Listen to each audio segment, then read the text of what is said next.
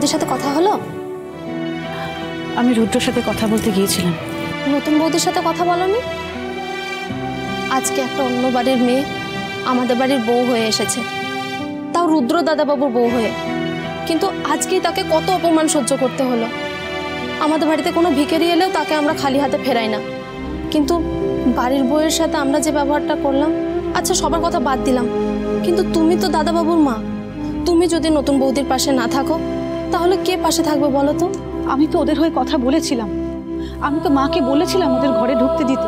শুধু ঘরে ঢুকতে দিলে হবে না গো, তোমার মনের মধ্যেও নতুন বৌদিকে জায়গা দিতে হবে।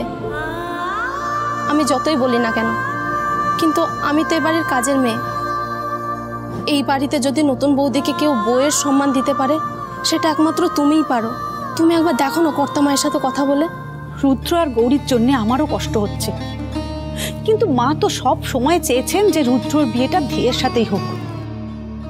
মা হিসাবে আমি রুদ্রকে সুখী দেখতে চাই। আমি জানি গৌরী ভালো মেয়ে, আর ও রুদ্র আর এই বাড়ির সকলকে সুখে রাখবে। আচ্ছা, এই কথাটাই যদি কর্তা মাকে তুমি বুঝিয়ে বলো, বুঝবে না? তুমি বোঝালেও না। না, মা বুঝবেন না, মা তো শুনতেই চাইবেন না। যেমন ঠাকুমা তেমন তার নাতি, দুজনে নিজের জায়গা থেকে এক চুলও নড়বে না। আর এই দুজনের মাঝখানে পড়ে আমি যে কি করি আমি নিজেই বুঝতে পারছি না। শোন না, আমরা না এই বাড়িতে ওই নতুন বউয়ের জন্য যা যা নিয়ম সব পালন করব। এতে মনে হয় মা বাধা দেবেন না, আর এটা করলে আমরা গৌরীর প্রতি নতুন বউয়ের সম্মান দিতে পারবো। হ্যাঁ, একদম ঠিক বলেছো বৌদিমণি। এই নিয়মগুলো যদি আমরা কর্তা মায়ের সামনে পালন করি তাহলে কর্তা মা ঠিক মেনে নেবে। শোন,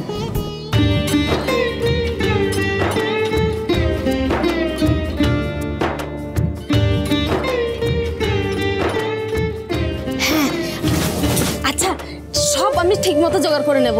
ঠিক আছে, কিন্তু তুই যা, তার আগে গিয়ে গৌরীকে ডেকে নিয়ে যা। আচ্ছা ঠিক আছে। আর শোন না, তুই না ঋতুরাজকেও ডেকে আনিস, ও নিশ্চয়ই আমাদের সাহায্য করবে, বল। আচ্ছা। ঠাকুর, মা যেন গৌরীকে মেনে নেন। এই অশান্তি আমি আর নিতে পারছি না। উফ, মেয়েদের চেঞ্জ করতে এত সময় কেন লাগে? মিস গৌরী, আপনার হয়েছে? দরজাটা আবার খুলুন। নতুন বৌদি, ও নতুন বৌদি, দরজাটা খোলো। মিস গৌরী, নতুন বৌদি, কি করবো আমি? কোন দরজাটা আগে খুলবো? হরগৌরী পাইস হোটেল, সোম থেকে রবি প্রতিদিন রাত 10টায় স্টার জলসায়।